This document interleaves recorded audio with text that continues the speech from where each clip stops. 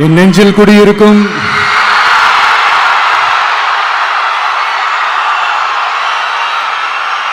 கரூர் சொந்தங்கள், உங்கள் அனைவருக்கும் என்னுடைய வணக்கம்.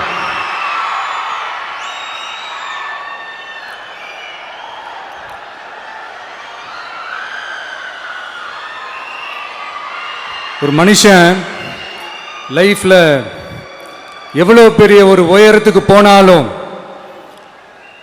மனசளவில் சில வலிகள், காயங்கள் அதை மறக்க முடியாது இல்லையா? எல்லார் லைஃப்லையும் அப்படிதான், நமக்கும் அப்படிதான். நிறைய வலிகள், காயங்கள் எல்லாத்தையும் தாண்டி தான் வந்திருக்கிறோம். ஆனால் எல்லாத்தையும் விட ரொம்ப ஜாஸ்தியான அந்த வலியும் அந்த காயமும் எனக்கு அந்த கரூர் சம்பவம் தான்.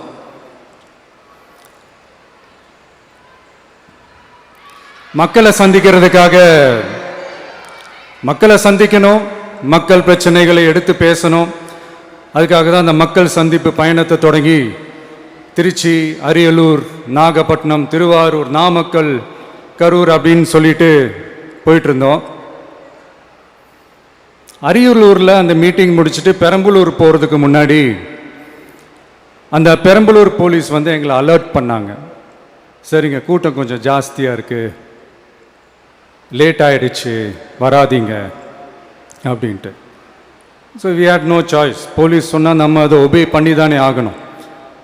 அதே நேரத்தில் பெரம்பலூர் மக்களோட அந்த சேஃப்டியும் மைண்டில் எடுத்துக்கிட்டு ஒரு மன வலியோடவே திரும்ப போயிட்டோம். அதுக்கப்புறம் பெரம்பலூர் தொகுதி மக்களுக்கு மன்னிப்பும் கேட்டோம். அதே மாதிரி நாமக்கல் அந்த மீட்டிங் முடிச்சுட்டு கரூர் வரும்போது அந்த கரூர் போலீஸ் எங்களை அலர்ட் பண்ணியிருக்கலாம்ல.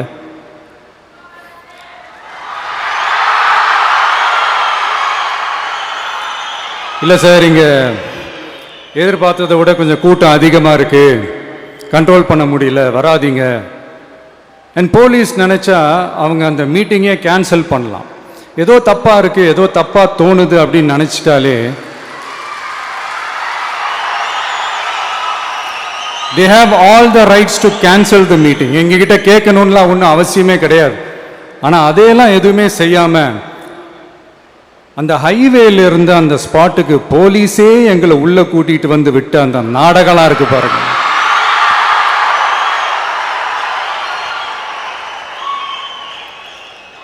நம்பிட்டேங்க, முழுசாக நம்பிட்டேன்.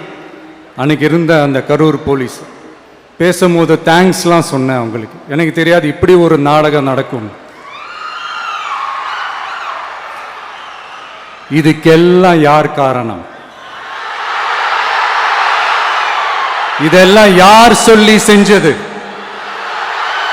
இப்படி பண்ணுங்க, அப்படி பண்ணுங்க, சப்போஸ் அப்படி நடந்தா இப்படி பண்ணுங்க, சப்போஸ் இப்படி நடந்தா இந்த மாதிரி இன்ஸ்ட்ரக்ஷன்ஸ்லாம் கொடுத்து அந்த பிரஷர் போடுறது யார்?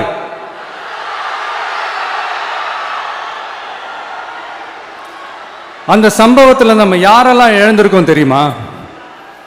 ஒரு டிவியில் என் படமோ பாட்டோ வந்துச்சுன்னா, அம்மா விஜய் மாமா, அம்மா விஜய் மாமா அப்படின்னு சொல்லி அவங்க அம்மா கிட்ட சிரிச்சுக்கிட்டு அந்த டிவி ஸ்கிரீனை போய் தொட்டு முத்தம் கொடுத்துக்கிட்டு என் அக்கா தங்கச்சிங்களோட தங்க பிள்ளைகளை இழந்திருக்கோம்யா. மழலை கூட சரியா வராதப்போ ஒரு பேப்பர் மேகசின்ல என் போட்டோவை பார்த்தா அது சிரிச்சுக்கிட்டு அந்த கள்ளங்கபடம் இல்லாத அந்த சிரிப்பு, அந்த கடவுள் மாதிரி இருக்கிற அந்த பச்சை பிள்ளைங்களை இழந்திருக்கோம்யா. என் அக்கா தங்கச்சி, அண்ணன், தம்பி, குடும்ப உறவுகளை இழந்து அந்த வலியோட இருக்கிற என்ன நீங்க ஏளனமா பேசுறீங்களா? என் மேல பழிய தூக்கி போடுறீங்களா? இப்படி ஒரு சம்பவம் நடந்துருச்சு. இது ஏன், எதனால, அதுக்கான பின்னணி என்னன்ட்டு அந்த வலியோட வீட்டில் உட்கார்ந்துட்டு இருக்கிற ஓடி ஒளிஞ்சிட்டான் வர சொல்றீங்களா? வாயின்னு முன்னிருந்தா என்ன வேணாலும் பேசுவீங்களா?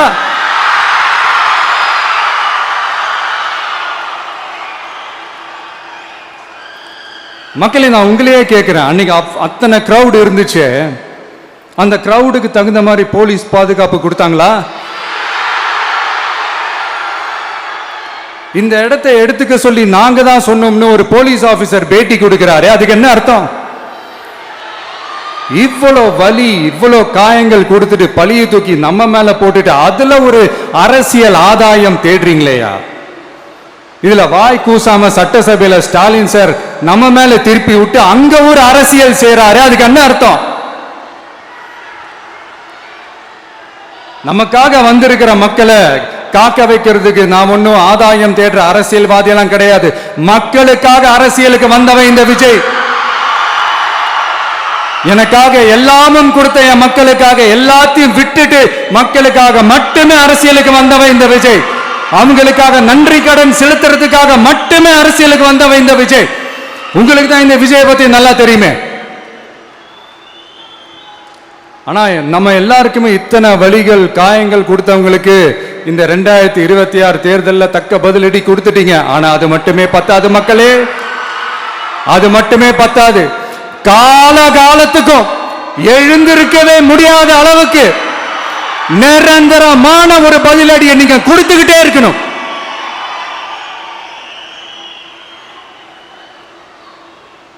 இப்படிலாம் பண்ணா நான் மக்களை விட்டு ஓடிடுவேன் நினைப்பா? யார் என்ன ஓடினாலும் நான் மக்களை விட்டு எல்லாம் ஓட மாட்டேன். அன்னைக்கும் சொன்னேன், இன்னைக்கும் சொல்றேன், நாளைக்கும் சொல்றேன், தில்லா சொல்லுவேன், கெத்தா சொல்லுவேன். பணமா ஜனமா அப்படின்னு கேட்டா என் ஜனம் தான் எனக்கு முக்கியம்.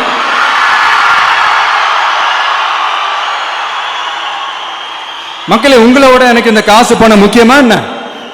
இவ்வளவு குறைகள் நம்ம மேல சொல்றாங்களே, இப்ப நான் சொன்ன மாதிரி அவங்களால ஓப்பனா சொல்ல முடியுமா? அந்த தில்லு இருக்கா, திராணி இருக்கா? ஒரு கிடையாது. ஆனா நம்ம மக்கள் அமைச்சு கொடுத்த நம்ம அரச குறைகள் மட்டும் டிசைனா மாடல் மாடலா குறைகள் மட்டும் சொல்லுவாங்க. ஒவ்வொரு டிபார்ட்மெண்ட்லயும் அந்த பார்ட்டி ஃபண்ட், அந்த கட்சி நிதின்ற பேர்ல அடிக்கிற கொள்ளையெல்லாம் இந்த தீய சக்தியா இருக்கட்டும், தீந்து போன சக்தியா இருக்கட்டும், ரெண்டு பேரும் மாறி மாறி இதே தான் செஞ்சிட்டு இருக்கிறாங்க. இதுல ஒரு ஹைலைட் காமெடி என்னன்னா, சட்டசபையில் பேசும்போது பார்ட்டி ஃபண்டுன்னு தான் சொன்னேன். அது எந்த பார்ட்டி, என்ன ஃபண்டு, யாரு, என்ன பேரு எதுவுமே சொல்ல. பார்ட்டி ஃபண்டுன்னு சொன்னவனை எடுத்தாங்க பாருங்க ஒரு ஓட்டம். எனக்கே ஃபர்ஸ்ட் புரியல, ஏன்பா ஓடுறாங்க அப்படி என்ன நம்ம சொல்லிவிட்டோம். அதான் அந்த குற்றம் உள்ள நெஞ்சுக்கு தான் குறுகுறேங்கும்.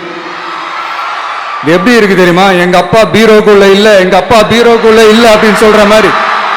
ஐயோ ஏன் கேக்குறீங்க? இவங்களோட செம்ம கூத்தா இருக்குங்க, செம்ம ஃபன்னா இருக்கு.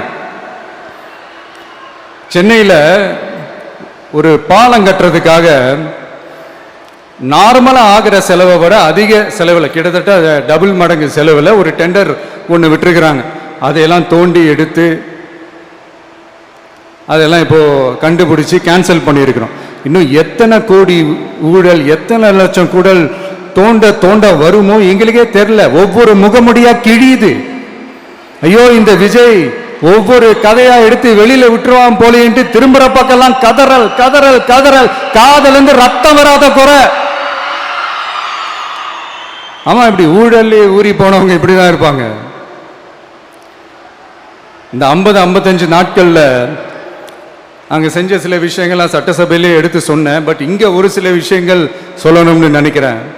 இந்த மின்சாரத்துறையில் இதுக்கு முன்னாடி போட முடியாமல் இருந்த அந்த பதவி உயர்வை இப்போதான் எங்களால் போட முடிஞ்சது.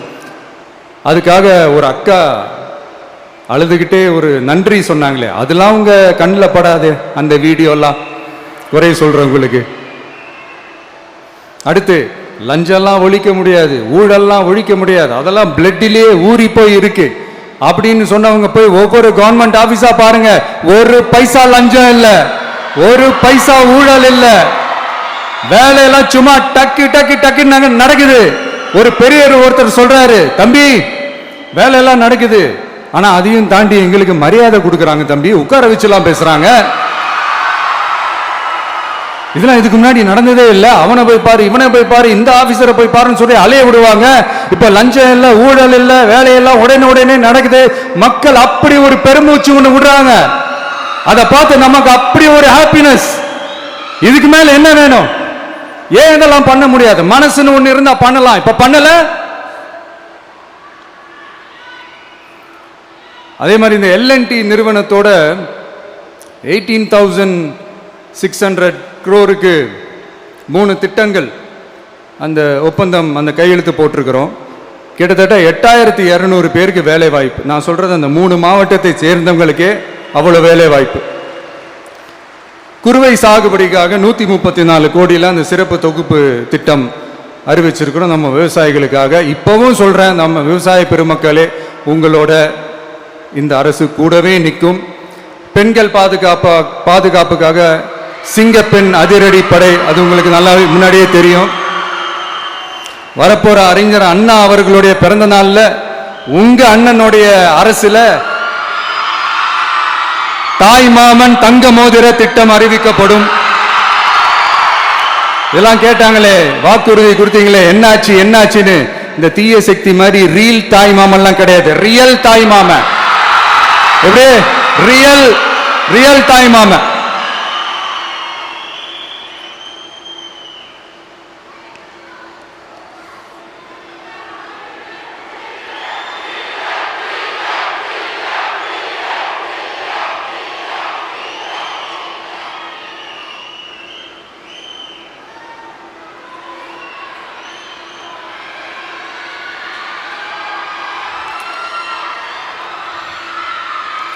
இந்த தீய சக்தியை பற்றி, அவங்க நிர்வாகத்தை பற்றி ஒரு வெள்ளை அறிக்கை ஒன்று வெளியிட்டோம்ல, அது ஷார்ட் அண்ட் ஸ்வீட்டாக சொல்லணும்னா, ஒரு ஓட்ட பாத்திரத்துக்குள்ளே தண்ணி ஊற்றிக்கிட்டே இருந்திருக்கிறாங்க. பாத்திரம் எம்டியாகவே இருந்திருக்கு, ஆனால் ஊற்றின தண்ணி தான் எங்கே போச்சுன்னு தெரில. கடவுளுக்கு தான் வெளிச்சம். அது மாதிரி இப்போ நம்ம சொன்னதெல்லாம் சும்மா ஒரு சாம்பிள் தான். இன்னும் வரப்போகிற நாட்களில் உங்கள் அரசனுடைய அந்த விஸ்வரூபத்தை நீங்கள் பார்ப்பீங்க. அடுத்து வாயத்தொடங்க சிஎம். அடாடா, உங்கள் சிஎம் நெஞ்சிலேயே குத்திட்டு வந்தீங்க பாருங்க, அதெல்லாம் வேற லெவல். பேசுங்கன்றீங்க, பேசுனா எந்திரிச்சு ஓடிடுறீங்க.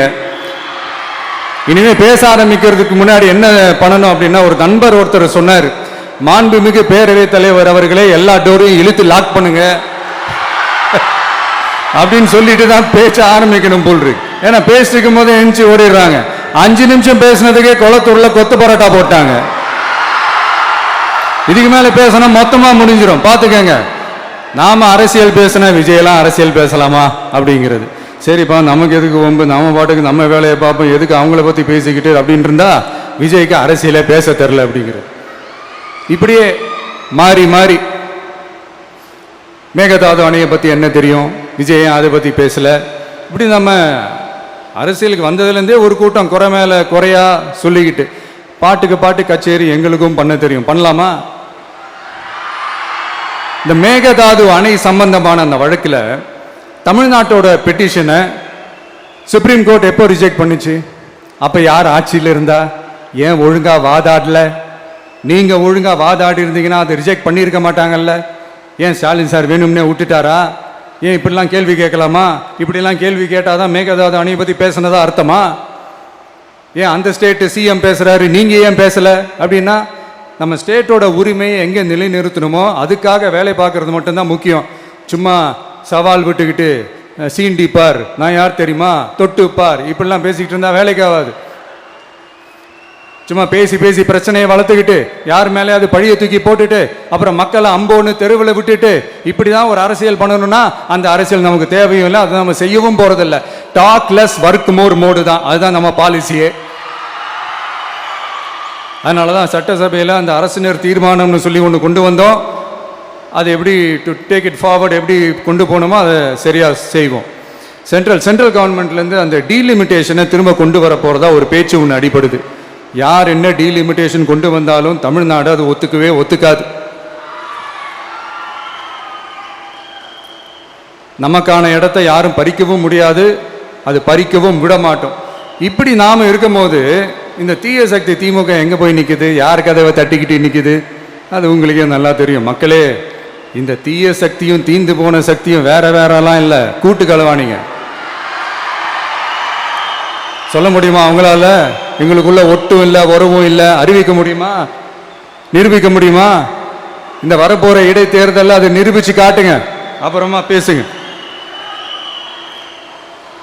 மக்களை, என் மனசை விட்டு கரூர் எப்பவும் நீங்கவே நீங்காது. நமக்கு ஏற்பட்ட வேதனையான சம்பவத்தை, நமக்கு எதிராக நடந்த சதிய சூழ்ச்சிய இனி வர்ற ஜெனரேஷனும் அவங்களுக்கு தெரியப்படுத்தணும்ல.